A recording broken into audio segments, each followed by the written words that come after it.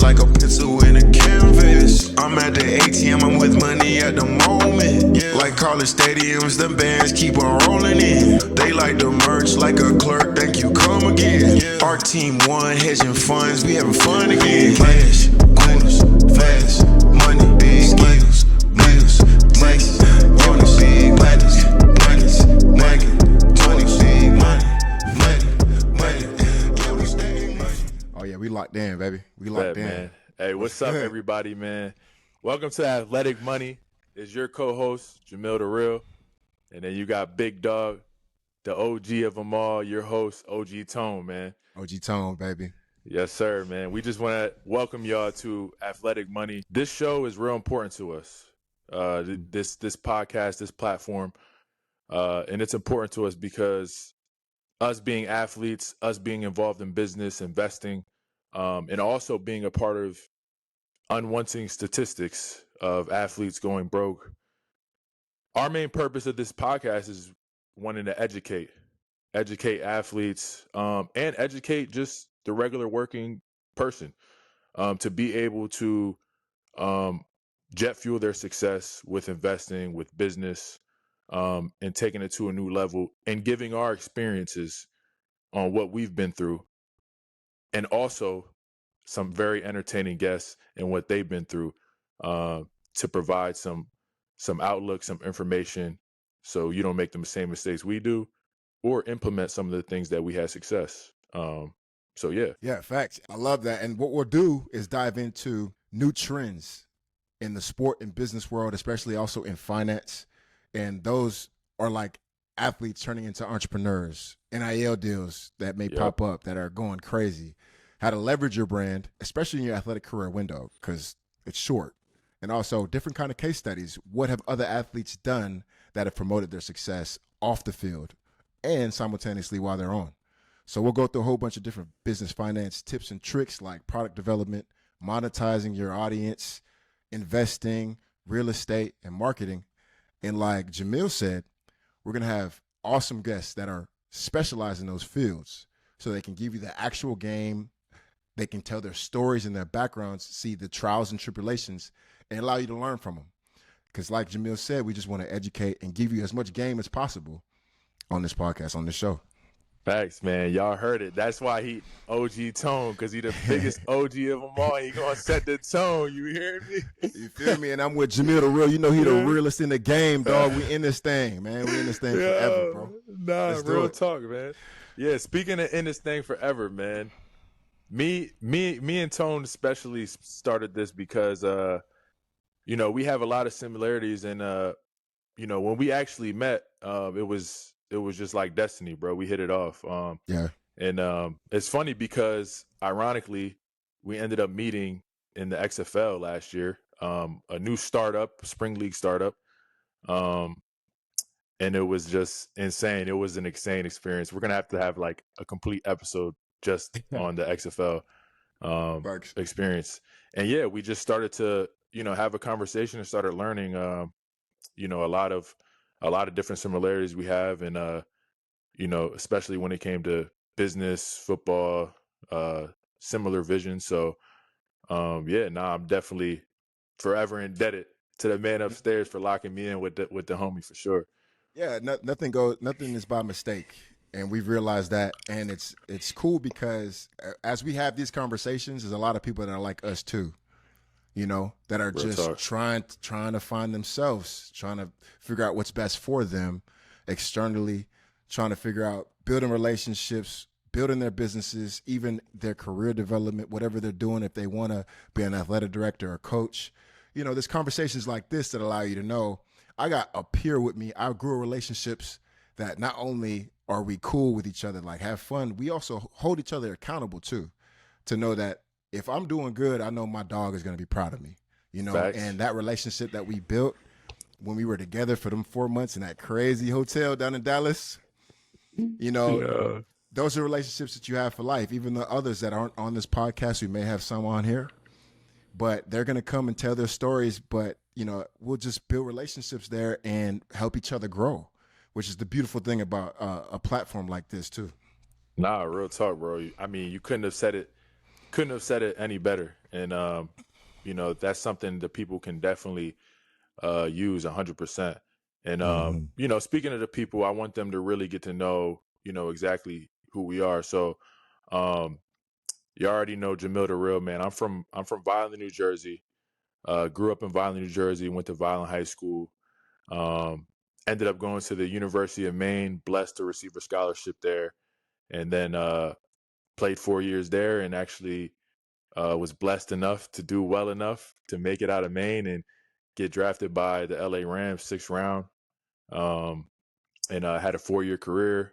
Won a Super Bowl, and yeah, met the homie year 5 of my professional career in the XFL, and you know, just been trying to just develop myself since. So, you know, with that being said, would love for you to, you know, introduce yourself, let the people know who OG Tone really is. Yeah, facts. I appreciate you. Go Black Bears, by the way. Go Black Bears, Hey, baby. go. Yeah. So OG Tone, OG Tony, grew up in Boston, Massachusetts. Moved down to Charlotte, North Carolina, to pursue a football career, and then was very blessed and fortunate to play at North Carolina State University. Go Pack. Go And Pack. a lot of my development had been there. Like a lot of my time, like you go through life and you figure out the most memories that you have somewhere, and it's college. I don't know if that's for everybody, but the most memories I've had in my life, you know, where I can say a collection of things that made me who I am today are from NC State. So I'm very appreciative and grateful for that university, for that institution. And it's really shaped me to who I am today, besides my parents and my family. So I shout out to them. And then fortunately, I got a chance to be on the New England Patriots at hometown, one of my favorite teams ever. I got to actually be very fortunate, through the grace of God, to be on that team during a Super Bowl championship winning year, the last championship with Tom Brady and Bill Belichick. So I'm going to take that to the grave. I might have that legendary. I might have it on my Twitter bio, like their names, not even Super Bowl champion, like last Super Bowl with Tom Brady and Bill. You know what I mean? So, because nothing like that's ever going to happen again. So I'm very, very grateful for the opportunity that God allowed me to experience. And then, you know, you go through your stints in the league, you go through different teams, different training camps. I went through 3 different leagues. I was in the AAF with the Atlanta Legends. That was one of the worst teams in that league. Then I was in the first XFL. I was with the Tampa Bay Vipers. That was one of the worst teams in that league. And then I was with the XFL 2.0 with the Vegas Vipers, and we were definitely the worst team in that league. But it was an incredible experience, and we learned from some dope coaches. We had amazing coaches there too. So very grateful to experience and build relationships with the people in my life. So it was dope. Bro, yeah, we definitely had some crazy coaches. Some big names. Some big names in that league too. Yes, sir. I mean, our coach. I mean, if we talk about our team, we had Rod Woodson as our head coach. Yep. We had names a lot of people would know, like Vic Beasley, Martavius Bryant. We also had the homie Rod Smith, which was Jalen Smith's brother. Geronimo Allison. Yes. Am I saying his last name right? No, it's Allison. It's Allison. Green Bay Packers, right? The wide receiver from Green Bay. Yep. Yeah, bro. We had Tony Adams on there. You feel me? We had Jamil Denby. I know he's, but I was gonna say Brett Huntley. Huntley. He was on there. We had the spring legend, one of my former teammates with LA too, Luis Perez. Yes, the spring legend, Hall of Fame, bro. He's got to be Hall of Fame, bro. I love him, bro. I would love to talk about him on one of these shows and how dedicated he is too, bro. You know what he's I mean? Like, bro. I know people are gonna hate me from saying this, but bro, I bet you were there. So if I get validation for you, then I'm good. But bro, he's like his work ethic and what he does, bro, is on some like Tom Brady stuff. It's on like, yes, it's on 10. It's on 12. It's on 12. Not on 10. It's on 12. It's on 12, bro. Orchestrating walkthroughs outside, like, bro, he was doing way more than he was supposed to, and like, bro, that helps. He was going to lead the team, like, bro, orchestrated extra walkthroughs, got guys together to watch film, like, bro, to the utmost extent. And this dude's watching film like 1 o'clock in the morning. Like, man, I was up watching film till like, and sometimes I was there with him trying to figure out blitzes and stuff. So like, bro, he's different. I couldn't keep up. There were in facts. There were two things that stood out to me the first on report day, right? The first thing was how many cars were stolen when we got there. That was insane, bro. I think there was at least two on like the first day or the first week that we reported. And then number two was Luis. We didn't even have a playbook yet, and he's calling walkthroughs. He's calling walkthroughs. Crazy. And it was funny because the walkthrough location was 30 minutes away from the hotel. Yeah, bro. Nobody had a whip. Nobody had a whip either. Whips was getting stolen. Bro. It was. Oh, that's crazy. No, bro. It's funny. It was different. I want to go back to, speaking of names and talking about people, bro, I want to go back to NC State, bro, and talk about, bro, can you just, in your era, bro, playing it, I'm sure you can list off a few big names that are in the league right now, bro, having success. Like, who are some of the biggest names you play with in college? Just thinking about it. I played with Jacoby Brissett. He was my quarterback my freshman, sophomore year. That's cold. I played with Joe Tooney and just had a thing done on him that he's in his 5th Super Bowl out of 8 years. That's insane, bro. He's legendary. He might go down as one of the winningest players in history. Like, I'm just thinking about and everything because he got that bag too. He got a crazy bag. Yeah. But he was my left tackle and left guard my freshman and sophomore year. I played with. Wow. And then people in my class, those were two notable players that were older than me, but people in my class were Bradley Chubb. Yep. We came in together at State. That BJ dog. Hill. He's another dog. Justin Jones, another dog. Kentavious Street, another dog. Who else? We had Naheem Hines. Unfortunately he got hurt before the season this year, but he's one of the best utility backs in the league.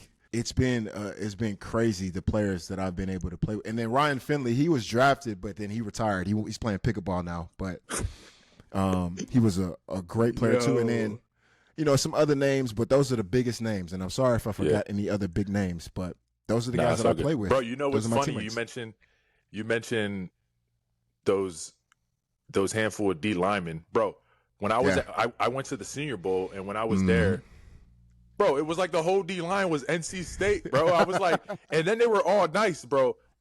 And it got me mad one time, bro. I was playing left tackle throughout the whole Senior Bowl, and that's where I feel comfortable. That's where my home is, like, and that's where I played all 4 years of Maine. So one rep, bro, I was having a good day, bro. I was confident. So one rep, I said, you know what? I'm about to show some versatility. I'm gonna go to right guard, and I go against BJ Hill. Bro, and I see him like, bro, staring, looking me up and down, bro, staring at my stance. I'm like, all right, bro, like, this dude doing the most right now.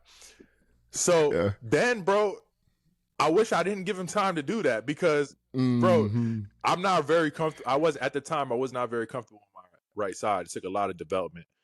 That's a whole different world for offensive linemen. Whole different world. So mind you, I'm going on a side I'm not favoring. I'm not good at, and I'm going in a position I never even played before. Bruh, this man hit me with the meanest spin move. I'm like, damn. Bro, he set me up. Bro, he lined up tight. He saw my stance. He looked at me, and I'm like, hold up, bro. I ain't sweet, bro. Why he looking at me like that? So then he tightens up his stance. I'm like, why he tighten up his stance? I'm like, oh, he going like, so he already pretends he's like going to go like inside, and then he hits a spin, and I'm like, bro, but it was crispy. He like gained ground. I'm like, damn, bro, I should have just not even came to right guard that day. And now he's having success, man. Yeah, and I train with him, and you could tell like the gap between them and other D linemen. Yeah, bro, it's big. Like, obviously, their work ethic is crazy, but you could just tell their movement patterns and how they're explosive, and also they stick to what they know to do well. Like BJ, he's not explosive, but he's strong and his arms is long. Like he will extend you out, and he will look. So he's very talented at that. He grew his craft in that. And Justin Jones is the most explosive player I've ever seen Yeah, bro, in the he's good. universe. He's He's good just too. He's with he just got a nice little contract. yeah. Is he with the With the is he with the Bears? He's with the Bears. Okay, I know I He's with the wasn't sure. Bears. Yeah, We got no, to get bro. them on the show for real. We got to get them on the show Now, and just see the other side ventures they're doing besides what they do in the league. yeah, 100%. Yeah, as you guys can see, the names that we're mentioning, bro, these are people that we know and we've trained with. So, and there's way more where that comes from. But you also were, I want to get into this a little bit. You were training,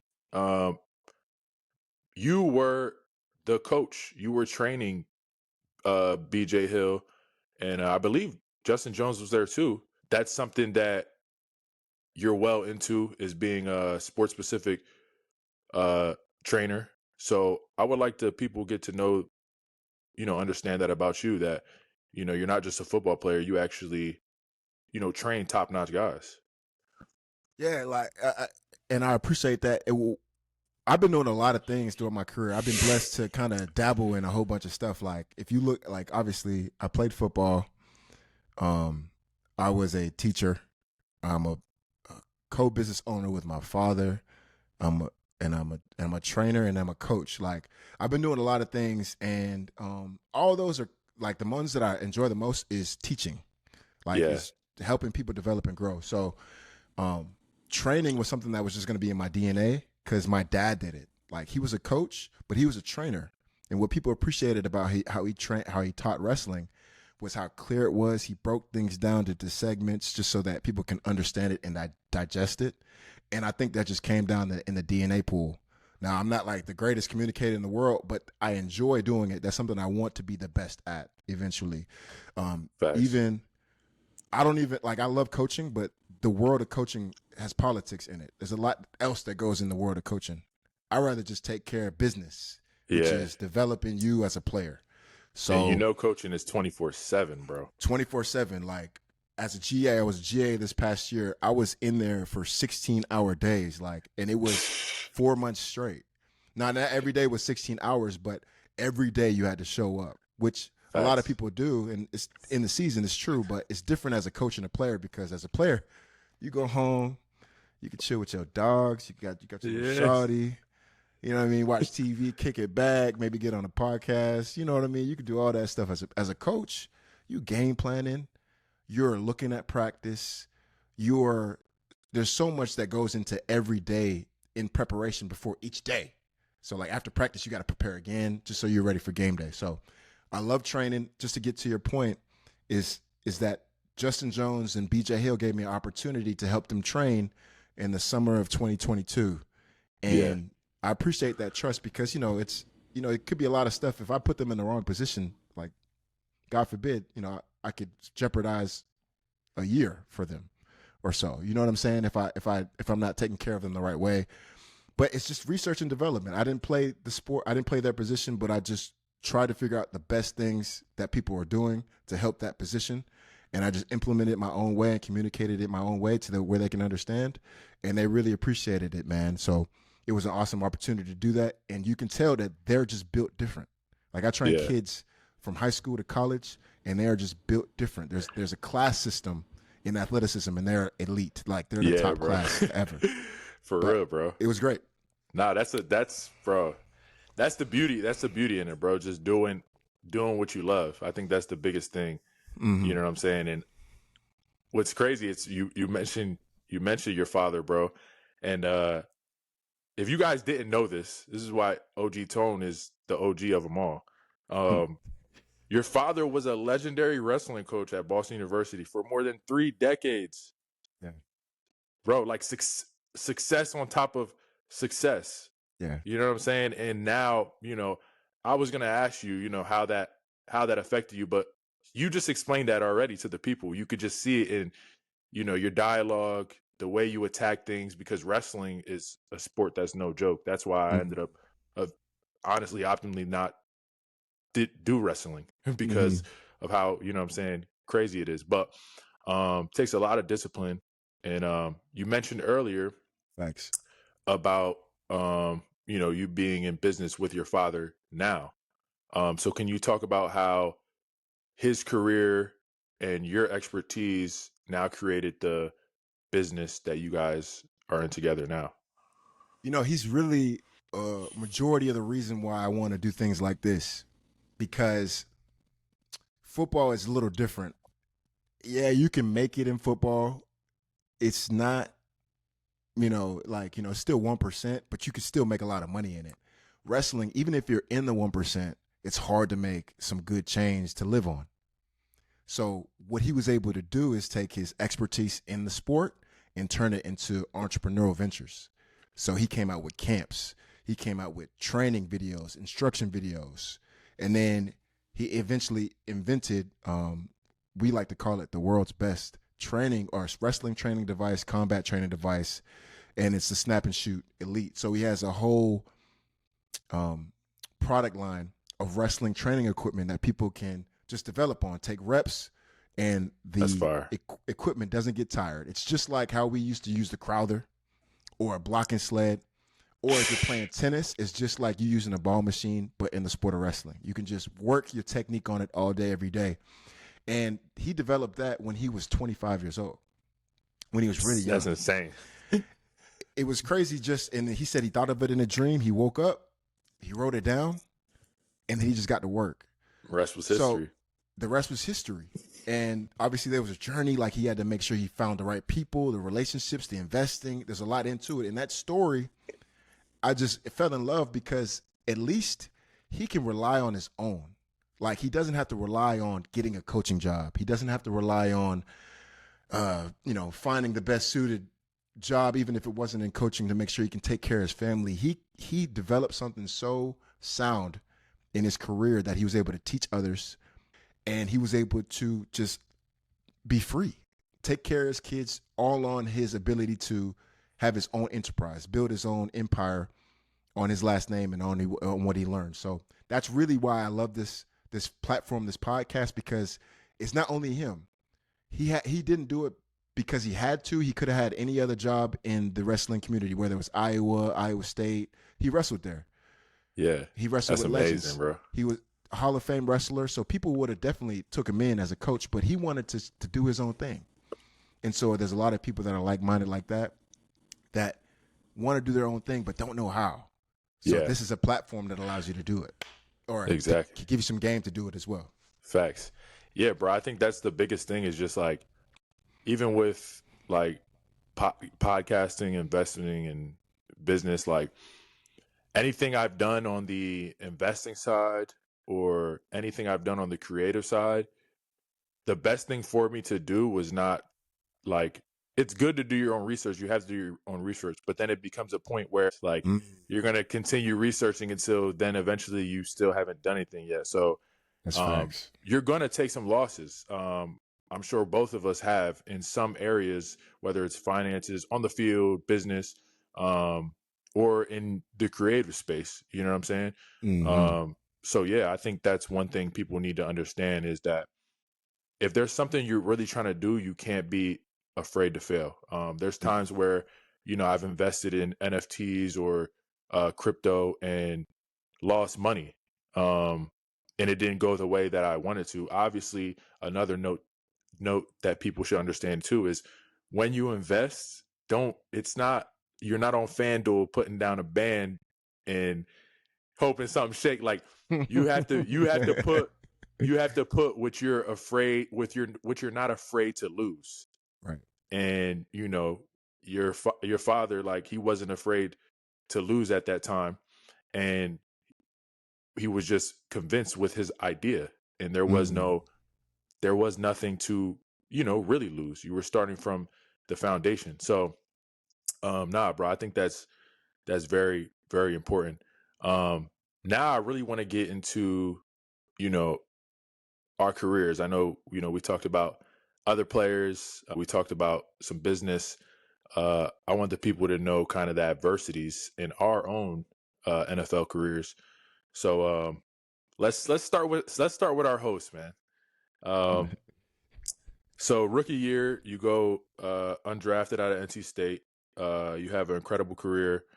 Start as a true freshman. Then go on to win multiple awards. You get put on watch lists. This guy's just crushing it, this young player, and making his way through NC State. And and then you get opportunity with the league. Discuss your first couple years. I know you went through some adversity from what we talked about, but if you can display that to our guests, our people tuning in, what your experience was like your first couple years in the league. Yeah, absolutely. Being successful early is tough, because when you're successful early, it's hard for you to keep that, what's the word, passion. It's hard for you. It's like you get complacent, really. Exactly. Or it's easy for you to get complacent. So the success I had at State was great, but then pride set in heavily. Like, I got very prideful and I thought the accomplishments were because of my doing, and none of them were. Like, I even look back at the film, I'm like, man, that shit trash. You know what I'm saying? Yeah. Like me playing, like, hey, why would but obviously there were some good things that I did, but it was all God, and I didn't have that in my heart at the time. Same. So going from that transition from college to the league, that interim time, God humbled me. He humbled me. He didn't invite me to the combine. And I say he because he's in control of everything. So it could have been the NFL analyst. It could have been. But he wanted me to see his power. And it was an emotional roller coaster, because during that interim time, that's when I also wanted to grow my relationship more with God. And he taught me the things that I was doing before aren't serving him in a way that he would like. If I were to be someone that's an advocate or trying to promote the word of God, I wasn't doing things that were exemplary of that. And so during that time in development, he humbled me. He sat me down. I was sick, and I didn't know what was going on. I lost a whole bunch of weight, 50 pounds because of a sickness that nobody knew. And so I was just broken. I was broken. But then in that time, like in that brokenness, that's when God works the most, is in your brokenness. And so I went on draft. I didn't get invited to the combine. I went undrafted. Through the grace of God, I still got a call from the Jacksonville Jaguars. Shout out to Sean Flaherty and Patrick Flaherty. And that was the network. Flaherty's. You feel me? You know what I'm saying? Flats. That was a network I was in. He believed in me as a player at State. He called me. He wanted to add me on. But when I was going through the sickness, I was still 50 pounds light. I wasn't in any type of shape or form to play. So they sent me home after I, reported. That hurt me. But when I got back, I went dark. Like, I didn't go in any social media. I didn't even watch TV for a whole week, and I just read scripture for the whole week. Wow. And that's powerful, bro. I hit the reset button. And because I was just like, when you're sick, when your health is compromised, you get desperate. Facts. You get really desperate. And I was desperate because I had so much at stake. Like, I was team captain. I was face of the, one of the faces of the team. Even though we had plenty of guys that were really good, I was still a name. Yeah. And it felt like I lost it all. I felt like I lost everything. I felt like it was done. It's a terrible feeling. It's a terrible feeling. But relationships, supports, and the Lord, our Lord and Savior Jesus Christ, will help you in those times, especially when you're feeling so broken. So going from all that, where I was cut, not drafted, didn't get in the combine, everything was telling me no. I gave my life to Christ, and all of a sudden, everything that was telling me no was chasing me. You know what I'm saying? Wow, was bro. Chasing me. Was like on the run. Like it was. And so I just had opportunity, even though I was cut from the Jags. I gave my life to Christ. I'm healed. Unbelievably, miracle. And then I want to give a shout out to my brother, because I didn't train properly in Tampa. A big reason to why I didn't get drafted is why I didn't train properly. But I went out to California, and my brother helped me get back into myself. He was nutrition, helped me work out and everything else like that. And so shout out to him. I love him to death. My oldest brother, he's out in California, Laguna Beach. That's major. And he got me back on my feet. My agent was awesome in the same thing too. He made sure I was still in the loop. And then even though I had lost all that weight, I gained it all back. I had the best muscle mass I've ever had in my life. And this is after I gave my life to Christ. I go, and I'm not automatically back on the team. They call me back and say, "You ready to go?" I'm like, "Yes." This is right before camp. I'm a little lighter, but I'm still in pretty good shape. And I still have to work out to make the team to make sure I'm good.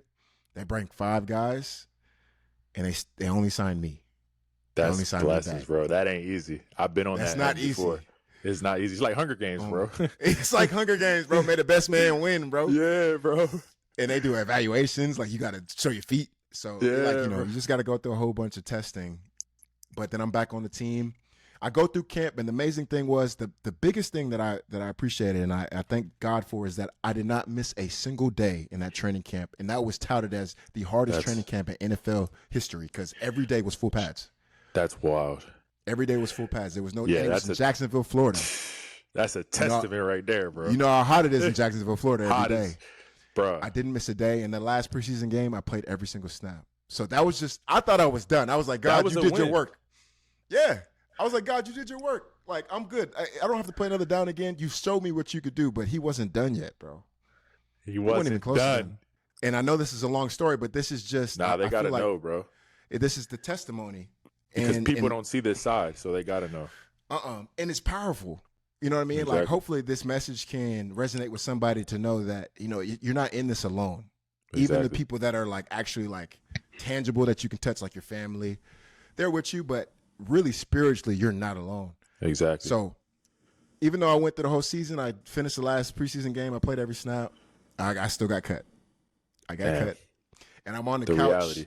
The reality is it's just the game. Like, but that's why I was okay. I was like, God, like, I'm good. Like, even if I get cut, I still had joy in the turmoil that turned into this success. You know what I'm saying? Like, that's what made me so happy, so peaceful. So I'm on the couch for 15 weeks. Like, no call. I'm about to get a job. I need to get me a job. Like, I need to figure out what's going on. My agent's like, yeah, we're trying to get you right. The few teams is calling. And all of a sudden, my hometown team, the New England Patriots, at God. They call. They say, Tony, you ready? And I'm like, yep, yeah. Sure. Let's go. They get me up there. I go to a workout, and I think I killed the workout. Like, I was still prepared. Yeah. I was still prepared. Even though I was on the couch for 15 weeks, I was still prepared. Killed the workout, and the New England Patriots signed me. And that happened to be the last year Bill Belichick and Tom Brady were together, and they won a Super Bowl in the same year. Yeah, that's insane, bro. So God is never finished. They what your journey is. Out. They didn't know that we would make it. Bro, that is insane, bro. But no, continue, my bad. That's really the story of the journey. And obviously, one thing is that when you, especially at that time, you got to really understand your decisions matter. Yeah. And when I'm looking back, a lot of, like, I was just so happy to be in that moment. I still didn't take care of the decisions that would allow me to be in a certain spot or a better place. Everything happens for reasons, but decisions matter. Exactly. And so not every decisions I made after that was still great. I'm still very, very thankful for where I am right now. But the decisions after that, they prompt you to get cut off a team or not return back and stuff like that. So I was still stuck in some ways. But after that year, it's like I was really just set on life. And I got a couple opportunities, AAF, got to go to camp with Miami. And that was my last NFL team. And then going back into the XFL was my journey. That's what my journey was like. So you got, after you won the Super Bowl with your buddy Tommy and Billy. So you were then Tommy. Were you then a free agent, and then a couple months later after the season is when you got signed to Miami? After the Super Bowl, they didn't want to sign me back to a futures. Yeah. And so the AAF, that was their inaugural season, the AAF. And that's when I was signed by the Atlanta Legends. You know what I'm saying? Boys went 2-8. You feel me? That's crazy, bro. But we was in hot Atlanta, and it was a good time. I met some really good people there too. And after that season, I played some games, got some good film. Miami signed me that same year after the AAF ended up dissolving. And so I went to Miami. After Miami, went through camp, met one of my best teammates I've ever experienced in my life, Laramie Tunzel. He's a dude that took me in under his wing. and really showed a lot of love, man. That's one of the most genuine people I've ever met. Took me under his wing. We make music. Ended up not making that team. Obviously, things happen. And then after that, went to the first XFL when Vince McMahon started up and was signed to the Tampa Bay Vipers that year.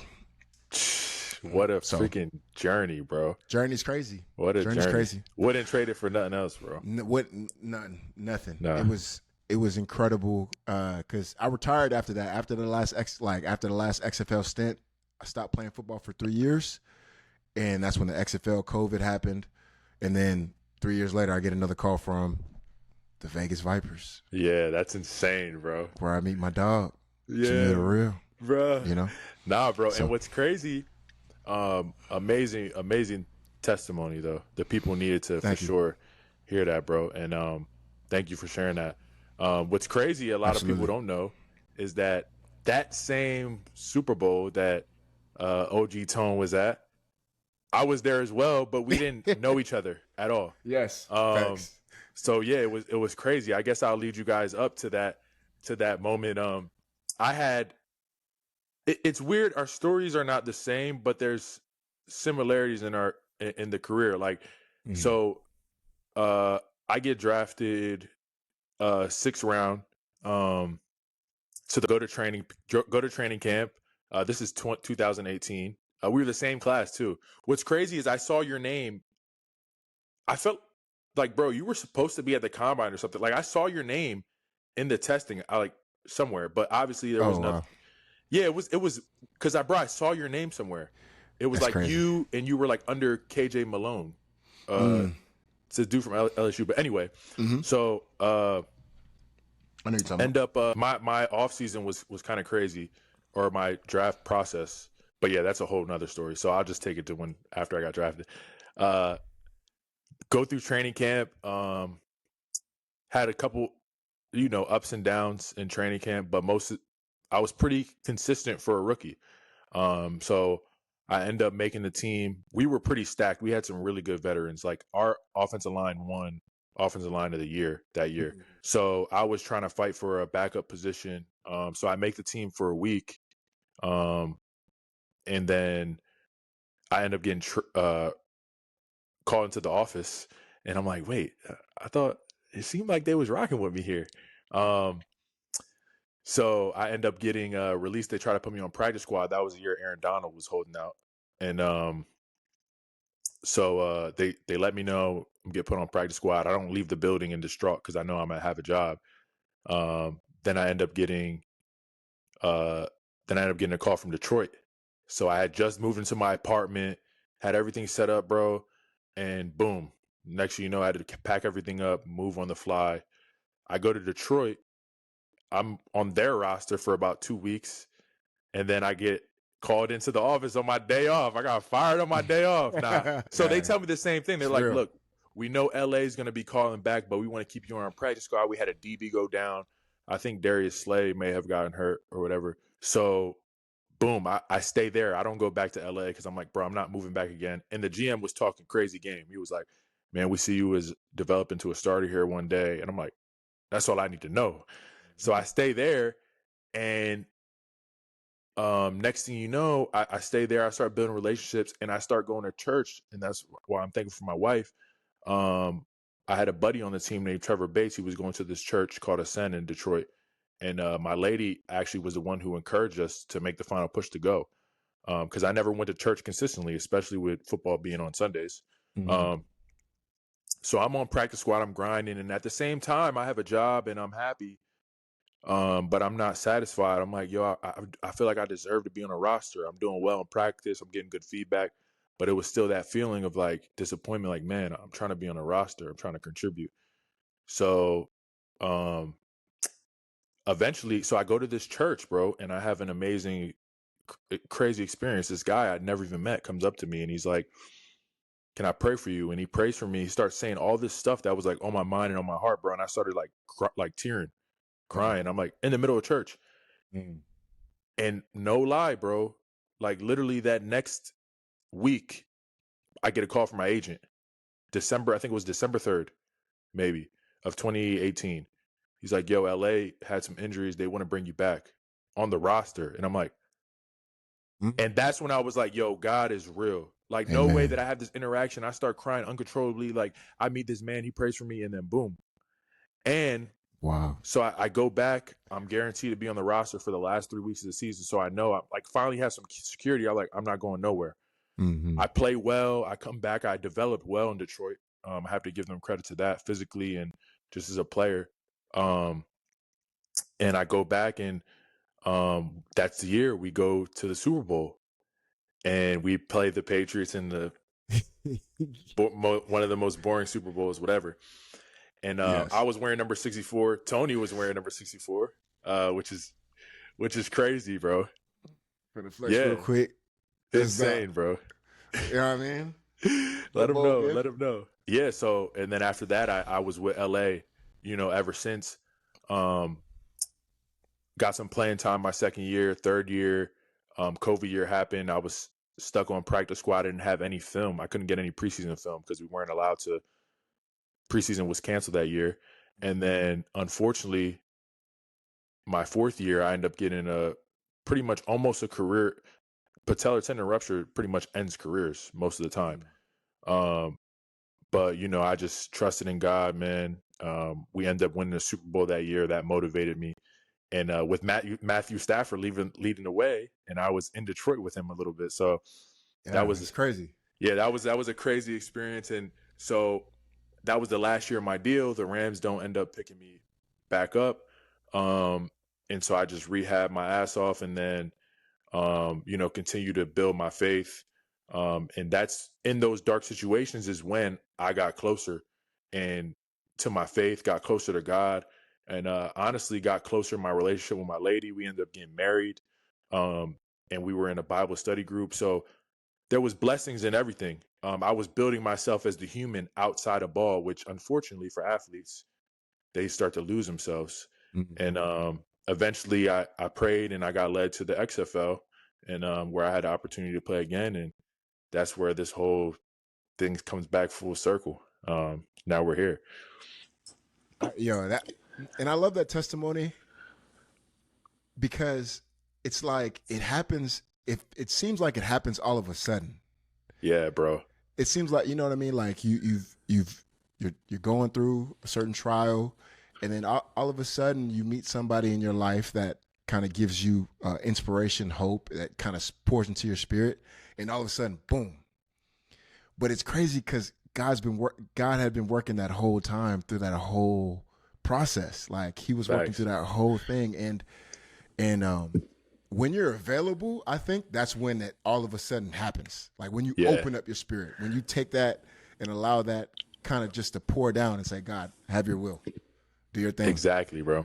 You feel me? So I love that testimony because I love when things feel like they happen all of a sudden, but then God's is designing things behind the scenes. He's just like the most beautiful designer. Exactly, Kanye West said, bro. He's the most beautiful designer for everybody's life. For real, bro. You know what I mean? It's amazing, honestly. And I think that's a great segue because I wanted to ask you too, is that, through that whole journey through your football career, you wanted to, obviously you were in the game, you had a job, you were secure, but you've always had something else that you were passionate about throughout your whole life. And that was your music. It's high quality. The lyricism is great. The melody is great, and the cadence is great too. It's like you really understand music, and not to say that others don't, but it's an art form. You know what I mean? You got to have practice in it. You got to, not everybody is born with it, but it seems like you were, and you worked at it at the same time. And I wanted to ask, because you have a song called Finding Myself, and you alluded it in a lot of it, what you told in your testimony, but what are things that you've learned in your self-discovery? And not only that, and not only in yourself, but in other people too, in that journey, besides you talking about it in the song with your melody and your lyrics, how was it in real life in finding yourself? Bro, or it's the journey of? Yeah, it's you got to go, like, I kind of learned this early from my injuries in high school where I had I had to get like shoulder surgery. It affected my senior year a bit of high school, and just a few injuries I had in college as well. Those were the introductions to like my dark times as an athlete. And in those times, that's where I got better, like mentally and also physically. I just worked on it, allowed me to slow things down and work on some efficiencies physically, but it also allows you to slow down and look internally in yourself. Facts. And that's the biggest thing I learned. So the only thing is that when you get to a later in life, you get older, or you move on to like a stage and having these these dark times in the NFL where a lot of things are at stake. It's just the same thing on a bigger scale. Mm. So you know the weeping, the feeling sorrow for yourself takes a little bit longer because of everything's at stake, and the more people that know you and want to reach out to you or remind you about it. But yeah, bro, it's just basically taking advantage of everything, the good times and the bad. And in those bad times, that's where I took advantage to find myself. And part of that was becoming more financially savvy, but also becoming more creative and being myself, like expressing myself. So that's really how all that came about. That's real, and I love that because being a human is having expression. Like, we are created by a creator, and we are meant to create. Facts. You know what I mean? Like, obviously we have kids, we create humans, but you look at everything, you look outside, you see God's creations and you see man's creations. And the beautiful thing is the devotion by each, because it takes Exactly. time. You can't just create something or, if you create something in your first try, it's going to be boo-boo. It's going to be trash. Yeah. Like, you got to put work in. You got to do your research. You got to understand the universe in some way to where when you present whatever you created, people can resonate. Exactly, bro. Even if they don't, it's a blessing. It's a privilege to create things. So I appreciate you creating something and then also being comfortable enough to share it. Yeah, bro. Everybody's creator, but nobody has the will or the confidence to share their art. So Exactly, bro. who are some people that kind of give you inspiration, or who has influenced you, or how do you say this, allowed you to be vulnerable in sharing your music in that way? Do you do it for somebody? Like, for example, my mom and my peers, my boys, are my biggest fans of my music. Yeah. So they give me the confidence to go ahead and I might have to put that on the ground. I'm one of them. You feel me? Or do you have those? Do you have those support systems in your life that give you that that boost to say, all right, let me go and put this thing out? Yeah, bro. It definitely like, first off, bro, it's, I guess because it's been before I met my wife now, but before it was my homies, bro. Like we were all making music together, like with a laptop and some Triton headphones, bro. And that just allowed me to be like, to learn to be creative, like just in life, period. And then, as I got older, my homie, my boy B Bell, man, he's been heavy into music. He's more so on the production side, making beats and stuff. And we always would just collaborate just on music, like ideas, and talk about our dreams and stuff. And so every time I made music, I would send it his way and he would give me his thoughts on it. And then finally, one of the most important, especially this time in my life, is, my wife, because I would send her my music and she would just be real, like whether it was good or not good.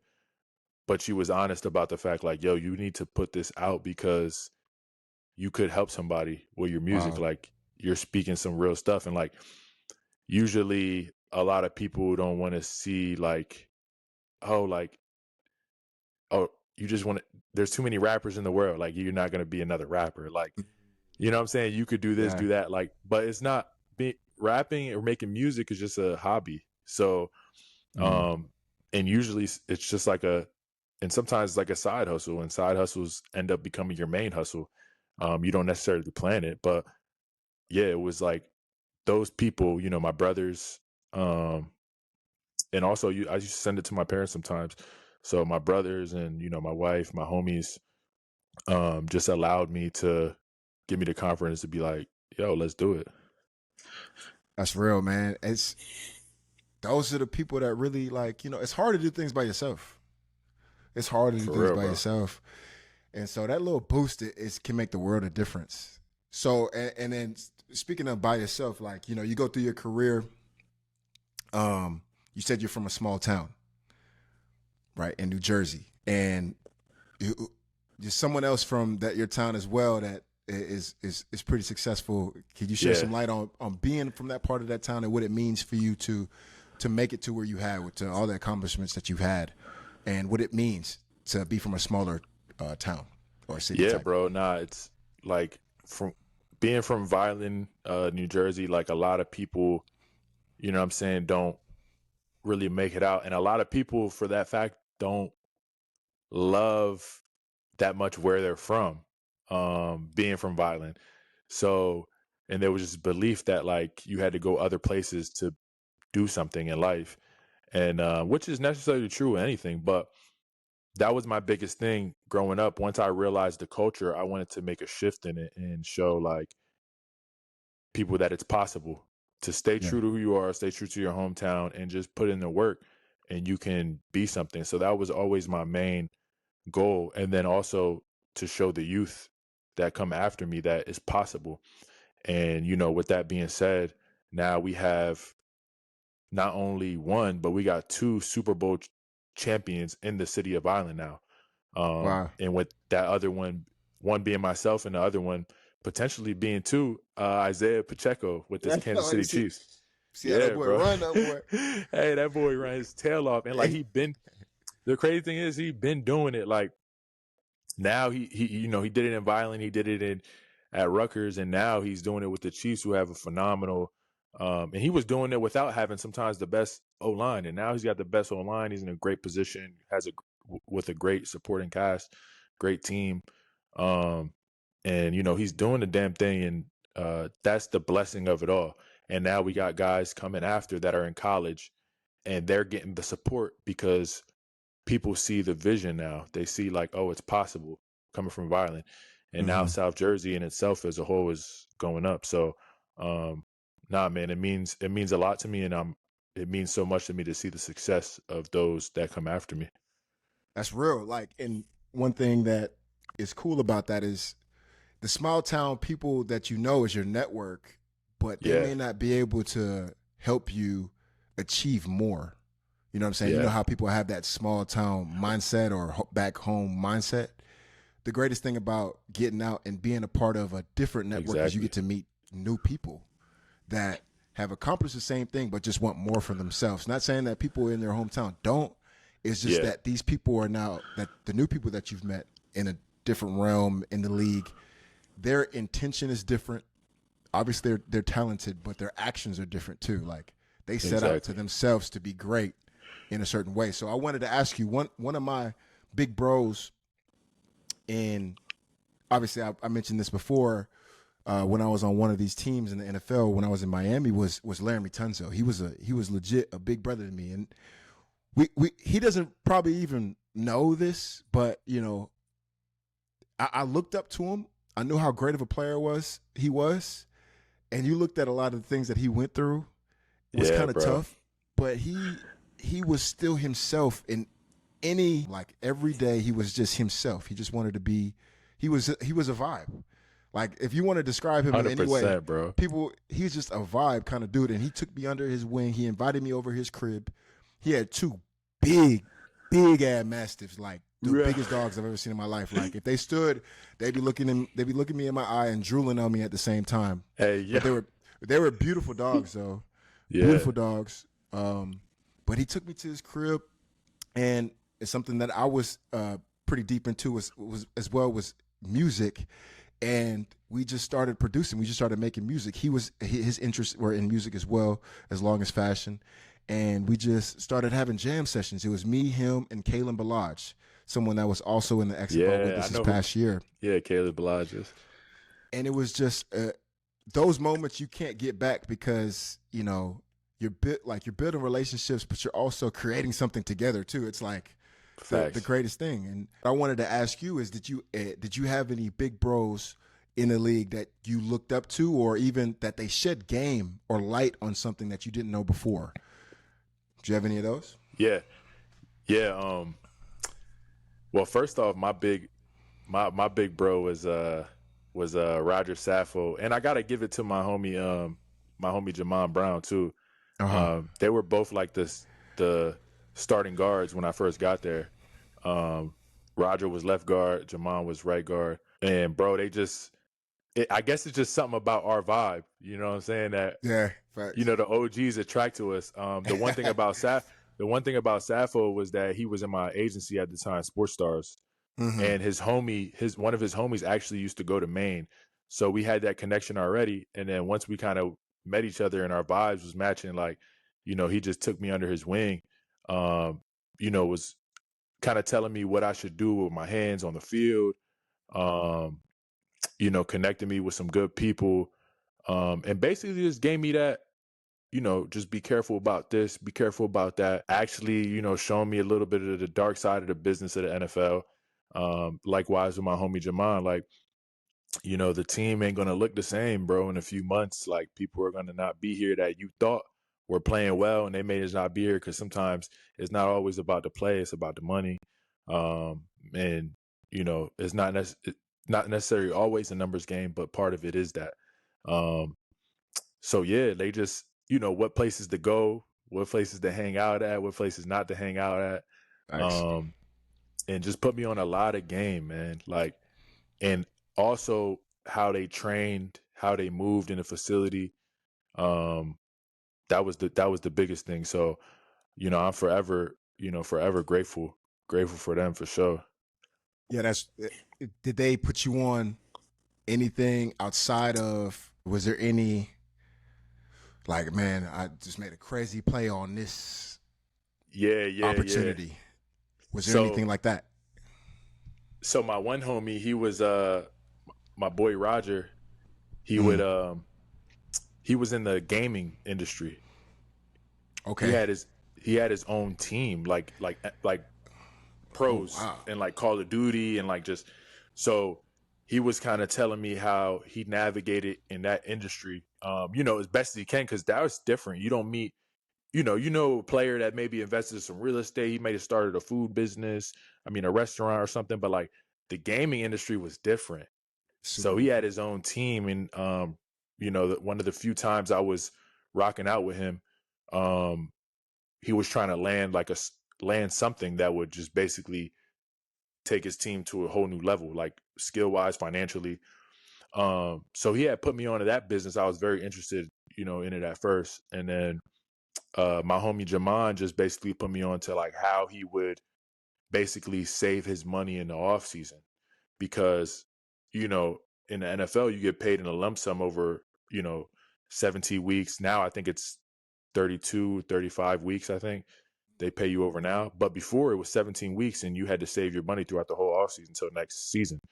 So he, put me on to what type of accounts he put his money in so it can gain some positive interest. Yep. And, but he can also withdraw from that and then invest, the other money that he has left that he's not going to touch. So, he put me on a lot of game in terms of that.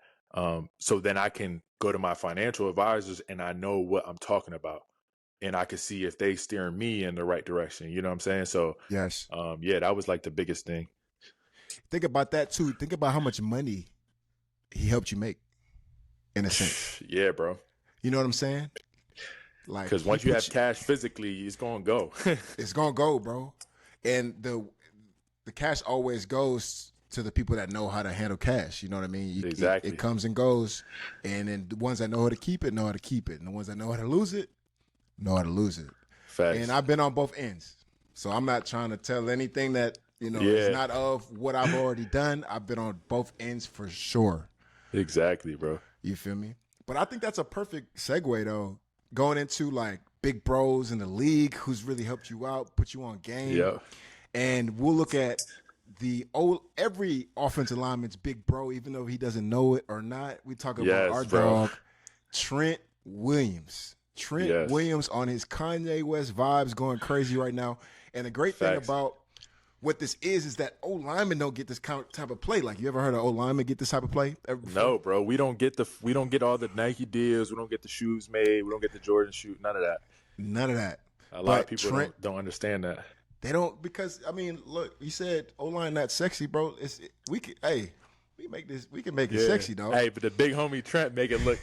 Hey, you make it look immaculate. You make it look fly. Let's just go into this article real quick about how Trent Williams has partnered with a former Yeezy designer in making his own shoe.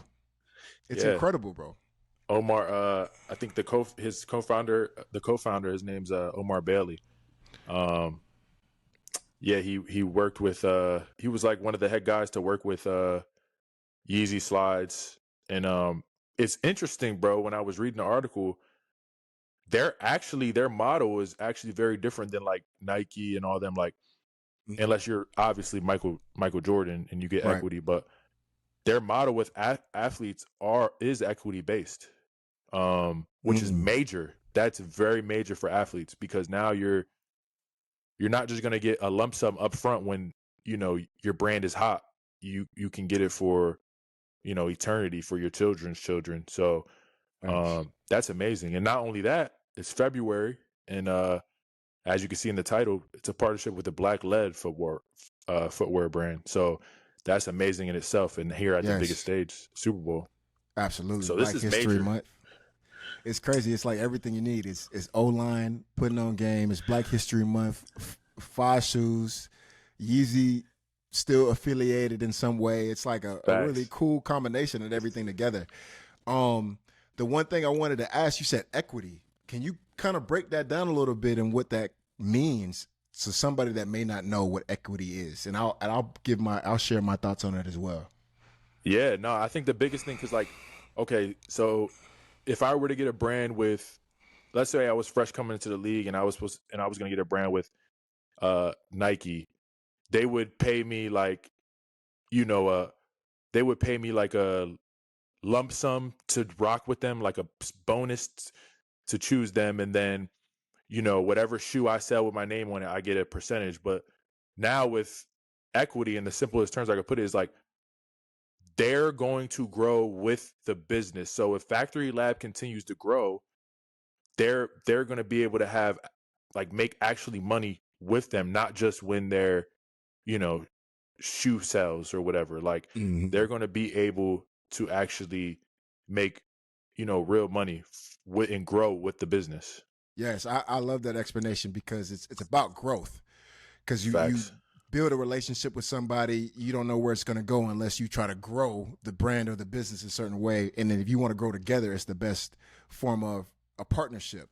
And that's what I think about equity is it's ownership as well, like owning a piece of what we're promoting to the public. So exactly. I don't know how the shares or the percentages are done, but it seems like in this equity deal, Trent is going to get a percentage of sales. Exactly. However many shoes they'll sell, he'll get, I don't know, whether it be 50-50, 80-20. Yeah. It's their contract, but it's a whole new way of viewing these deals and partnerships, because people understand now how big of a marketing strategy sports are to businesses. Exactly, like, what sports can do to a business. Just a big example is how much it costs for a Super Bowl commercial. And so the amount of so think about that, and think about the publicity now they're getting with this business on the platform of being involved with the Super Bowl. Yes. So you think about a Super Bowl commercial, and then you think about them getting some pub. Right. In anything involved with Super Bowl, this brand's only going to continue to grow. And not only that, it's going to be able to, you know, help people that look like us, that are like us, that look like Trent. And also, like, build equity, build real wealth, and not just be another athlete that's just being utilized for, you know, their brand. They're being helped to take their brand to the next level. So this is amazing. Facts. And I'm cheesing the whole time because, you know, we're both O-linemen, so this will be dope. I don't care what the shoe look like, yo. You know I'm taking a couple pair, bro. Yeah. And they red, they fire. Yeah. And you made a great point, because that even goes and spans or hits into the world of the college athlete. And what's going on crazy right now are these NIL deals. And how they're structured. I was a coach last year. Is now they're doing incentives based on how many snaps you play, and oh my God. But you still don't have control of how much money they'll pay you. You're still a commodity. You're still someone that is, okay, based on your production here, we'll pay you this much. And it's pretty lucrative. Like, they'll pay you six figures as a college athlete, which me and you ain't never had that opportunity. Especially me not coming from Maine, man. Boy, I'll be lucky if I just get some free pizza after the game, boy. Facts, a little stipend, a little $15. I'm used to $15 stipends. I'm used to applying for, Pell Grants and all that just to get a little extra dough. Need that a little Pell extra Grant, cheese, bro. You feel me? Facts, but bro. This framework allows you to understand, okay, yes, if I get this NIL deal, but if something happens to me, that NIL deal, the structure of it may just disappear. Yeah. What kind of contractual agreements do you have based on what's going to go on in your career? Am I consistently going to get this money? Is it stable? And a lot of times it's not. Great point. Like, we've heard a whole bunch of different players that were promised a certain amount of dollars, but didn't get a dime. Exactly. We've heard that too many times. I'm not going to put anybody on blast of what institutions they are, but it's out here. Yeah. And the great thing about Trent, it allows you to understand this perspective of, we are a face that spreads among the nation. People enjoy athletes, whether you're a volleyball star, baseball star, whoever it is, and your face can have reach. So then you're valuable. The one thing is that to make sure that you get as much value as you're worth, but also understanding what you're worth, because not everybody's Trent Williams. So not everybody can get a shoe deal, but at least you can allow this to be a framework to help you grow in your self-brand, your own business, and even, any other ventures that you're thinking about, even in career development, trying to offer, okay, how much can I get from this job that I'm trying to apply for? Exactly. Trent, it's amazing. You feel me? So I just wanted to get that perspective and understand that you can have these and have equity and not only rely on NIL deals trying to give you bread and that may collapse within a year. You have something that now you have ownership in, and then with that ownership, it can be residual income, or throughout time, as each sale goes, you're still making money no matter whatever different stream of income may fall apart. This can still be stable for you. So that's one thing that I really enjoy about this article and this opportunity that Trent has. No, man, I think, bro, that was well, beautifully said. Obviously, this is very, very interesting. I didn't even get to see, this article until you sent it over. And I'm like, dang, I should be on top of this. I'm an old lineman. But this right here is some of the things, just the tip of the iceberg of the things that we're going to discuss and we're going to go over on Athletic Money. And one day, this is just the tip of the iceberg. We'll be talking about the article of Trent Williams. Hopefully, he'll be on the show one day because he's in so many different ventures. That could be on a whole different episode. But the biggest thing we wanted to do today was allow you guys to get to know who we were, who we are as people, see the direction of where the show is going to be going, the podcast, the episodes, and understand the content that we're going to bring and how we're going to bring. Because as we talked about earlier, information is everywhere, but it's how you articulate it. And with that being said, this is Athletic Money. I'm your co-host, Jamil the Real. That's your host, OG Tone. That sets the tone. Baby. Yes, sir. You feel me? You set the tone. I love that. I didn't know that. Okay, a little spin the on OG that. of them all. That set the tone. You know what I'm saying? I love that. Before we leave, bro, I can't lie. I gotta buy me a pair of these shoes. Facts. I gotta buy me a pair of these shoes. Right, in the Factory Lab. I'm gonna do it. I'm gonna do it in real time. Like, for real. The next time you see us on this show, I'm gonna be showing. Like, I'm gonna have my foot up, and you're gonna see a little red foot pop up with Trent shoes, and they're fire too. Like, if you look at them, I'm about to cop too. You feel me? You get a closer look at these real quick just to see what they look like.